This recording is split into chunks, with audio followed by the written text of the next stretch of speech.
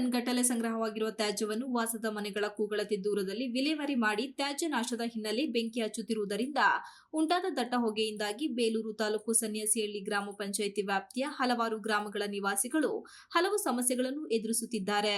ಬೇಲೂರು ಪಟ್ಟಣದ ತುಂಬೆಲ್ಲ ಸಂಗ್ರಹವಾಗಿರುವ 4-5 ಟನ್ ಕಸವನ್ನು ವಾಹನದಲ್ಲಿ ತಂದು ಸನ್ಯಾಸಿಹಳ್ಳಿಯ ಹಳೆ ಸರ್ವೆ ನಂಬರ್ 1 ಬಳಿ ಸುರಿಯಲಾಗುತ್ತಿದೆ.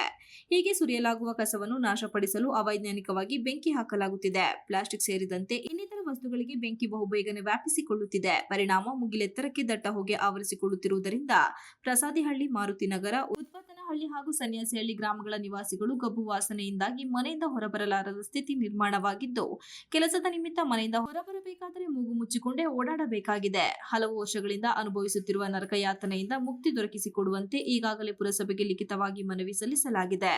ಆದರೆ ಪುರಸಭಾ ಅಧಿಕಾರಿಗಳು ಮತ್ತು ಜನಪ್ರತಿನಿಧಿಗಳಿಂದ ಸಕಾರಾತ್ಮಕ ಸ್ಪಂದನೆ ದೊರೆಯದೇ ಇರುವುದರಿಂದ ಗ್ರಾಮಗಳ ನಿವಾಸಿಗಳು ನೆಮ್ಮದಿ ಕಳೆದುಕೊಳ್ಳುವಂತಾಗಿದೆ. ಈ ವೇಳೆ ಗ್ರಾಮದ ನಿವಾಸಿ ಗೀತಾಕುಮಾರ್ ಮಾತನಾಡಿ, ಬೆಂಕಿಯಿಂದ ಸೃಷ್ಟಿಯಾಗುವ ಹೊಗೆ ನಿಧಾನವಾಗಿ ಹಲವು ಗ್ರಾಮಗಳಿಗೆ ಹರಡುತ್ತಿರುವುದರಿಂದ ಸುಮಾರು 600 ಕುಟುಂಬಗಳ ನಿವಾಸಿಗಳು ಕೆಮ್ಮು, ಗಂಟಲು ನೋವು, ಉಸಿರಾಟದ ತೊಂದರೆ, ಮೂಗು ಉರಿಯುವುದು, ಆಯಾಸ, ನಿರಾಶಕ್ತಿಯಂತಹ ಆರೋಗ್ಯ ಸಮಸ್ಯೆಗಳಿಂದ ಜರ್ಜರಿತರಾಗಿದ್ದಾರೆ. ಊಟ ಮಾಡುವ ವೇಳೆ ಗಾಳಿ ಬೀಸಿದಾಗ ಬರುವ ಗಬ್ಬು ವಾಸನೆ ಪರಿಣಾಮ ಆಹಾರ ಹೊಟ್ಟೆಗೆ ಸೇರದೆ ಸ್ವಲ್ಪ ತಿಂದ ಆಹಾರವು ವಾಂತಿಯಾಗುತ್ತಿದೆ.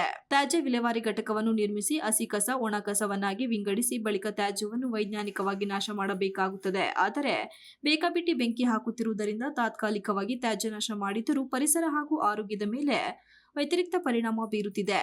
ಪೂರ್ವಾಭಿಮುಖವಾಗಿ ಗಾಳಿ ಬೀಸಿದರೆ ಪ್ರಸಾದಿಹಳ್ಳಿ ಹಾಗೂ ಪಶ್ಚಿಮಾಭಿಮುಖವಾಗಿ ಗಾಳಿ ಬೀಸಿದರೆ ಮಾರುತಿನಗರ, ಉತ್ಪತ್ತನಹಳ್ಳಿ ಹಾಗೂ ಸನ್ಯಾಸಿಹಳ್ಳಿ ಗ್ರಾಮಗಳು ದಟ್ಟ ಹೊಗೆಯ ಸಮಸ್ಯೆಯಿಂದ ನಲುಗುತ್ತಿವೆ ಎಂದು ಆಕ್ರೋಶ ಹೊರಹಾಕಿದರು.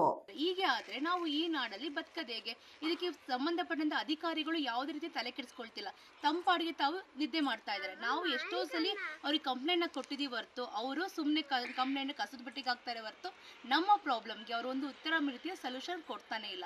ಹೀಗೆ ಆದ್ರೆ ನಾವು ಈ ಊರಲ್ಲಿ ಹೇಗೆ ಇರಕ್ಕೆ ಸಾಧ್ಯ? ನಾವಾಗುತ್ತೆ ನಮಗೆ ತೊಂದರೆ ನಮಗೆ ಮಾತ್ರ ಆಗಿಲ್ಲ, ಇಡೀ ಊರವ್ರಿಗೆಲ್ಲ ಆಗಿದೆ. 500-600 ಕುಟುಂಬಗಳು ಈ ಊರಲ್ಲಿ ವಾಸವಾಗಿದೆ. ಎಲ್ರಿಗೂ ಇದೇ ತರ ಪ್ರಾಬ್ಲಮ್ ಆಗಿದೆ. ಇಡೀ ಊರಲ್ಲೆಲ್ಲ ಇದೆ. ಇಡೀ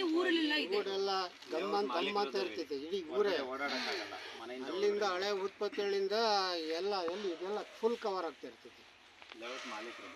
ಅದು ಸ್ಮೆಲ್ ಬರುತ್ತೆ. ಎಷ್ಟು ಅಂದ್ರೆ ಯಾವ್ದೋ ಒಂದು ಸತ್ತಿರೋ ಹೆಣ ಹೇಗೆ ಸ್ಮೆಲ್ ಬರುತ್ತೋ ಆ ತರ ಸ್ಮೆಲ್ ಬರುತ್ತೆ. ಅದಕ್ಕೆ ಜಾಸ್ತಿನೇ ಆಗ್ತದೆ ಹೊರತು ಕಡಿಮೆ ಆಗ್ತಿಲ್ಲ. ಆಮೇಲೆ ಬೆಂಕಿ ಹಾಕ್ತಾರೆ. ಬೆಂಕಿ ಹಾಕೋದ್ರಂತೂ ಇಡೀ ಊರೇನೆ ಫುಲ್ಲು ಒಬ್ರಿಗೊಬ್ರು ಕಾಣಲ್ಲ, ಆ ತರ ಪರಿಸ್ಥಿತಿ ಇದೆ. ಒಬ್ರು ಕಾಣೋದು ಒಂದು ಡಿಕ್ಕಿ ಹೊಡ್ಕೋಬೇಕಾಯ್ತೈತೆ ಹೋಯ್ತಾ ಅದ್ರ ಸ್ಮೆಲ್ಲು ಜಾಸ್ತಿ ಆಯ್ತೈತೆ ಹೊರತು ಕಮ್ಮಿ ಅಂತೂ ಆಗಲ್ಲ. ಈ ವೇಳೆ ಸಂಗೀತ, ಮಲ್ಲಿಕಾರ್ಜುನ, ಲೀಲಾ, ಚಂದ್ರೇಗೌಡ, ನಂಜುಂಡಪ್ಪ, ಕುಮಾರ್, ಮನು, ನಿಂಗೇಗೌಡ, ರಾಜೇಶ್, ದೀಪಿಕಾ, ಸವಿತಾ, ನಾಗಣ್ಣ, ಪ್ರೇಮ ಇದ್ದರು. Ranjith Kumar, KS TV 46 Malenadu news, ಅರೇಳಿ.